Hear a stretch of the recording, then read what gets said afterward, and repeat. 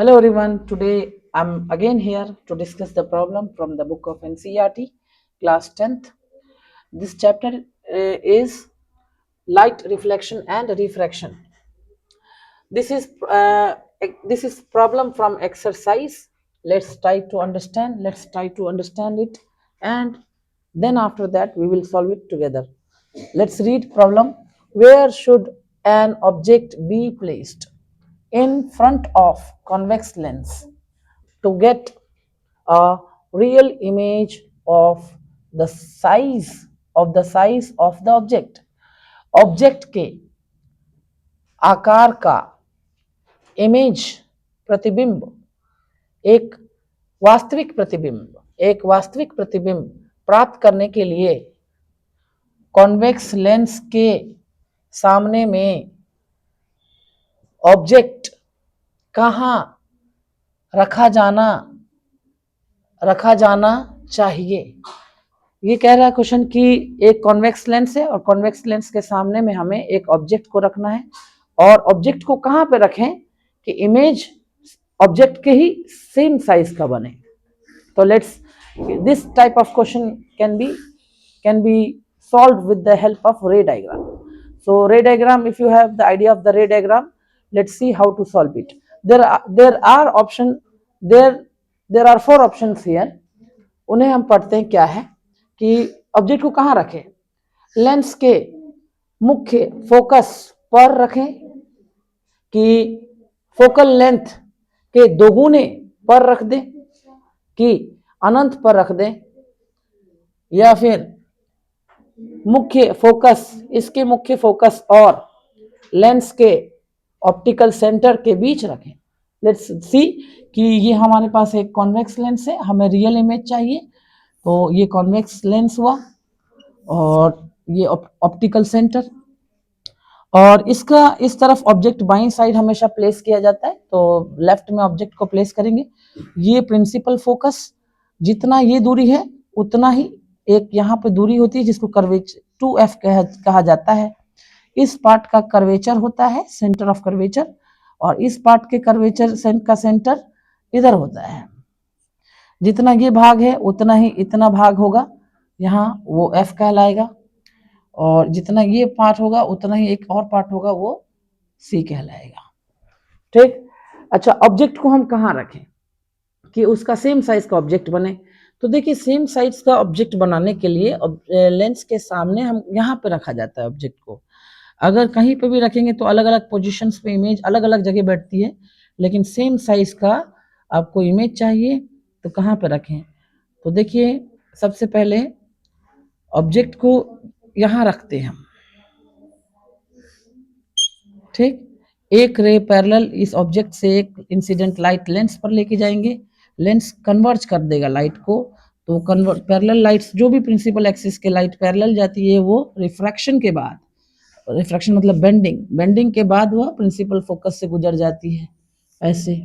ठीक, एक लाइट हम ऑप्टिकल सेंटर पर गिराएंगे, इंसिडेंट लाइट है।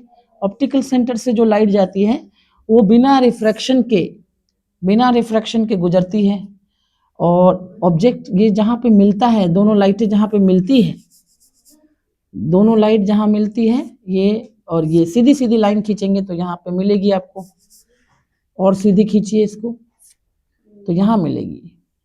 इसको ऐसे ज्वाइन कर लेंगे, ये है इमेज। अब ये ऑब्जेक्ट है और इस ऑब्जेक्ट का इमेज है यहाँ पर। इस इमेज, ये हवा में इमेज बनती है, ये इमेज एयर में बनती है। इस इमेज को देखने के लिए यहाँ पे एक कागज लगाया जाएगा, इस कागज को रखिए, उस पे इसका इमेज दिखेगा आपको, इस ऑब्जेक्ट का इमेज।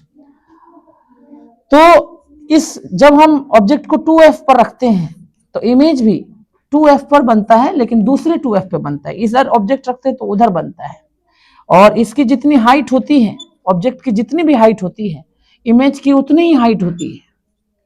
ठीक, दूसरी बात, एक तो ये मैंने आपको डायरेक्टली ये चीज कर दिया। हम लेंस फॉर्मूला से देख सकते हैं। ऑब्जेक्ट यहाँ कह रहे हैं क्वेश्चन में कि ऑब्जेक्ट के साइज का इमेज है ना, ऑब्जेक्ट के साइज का इमेज चाहिए।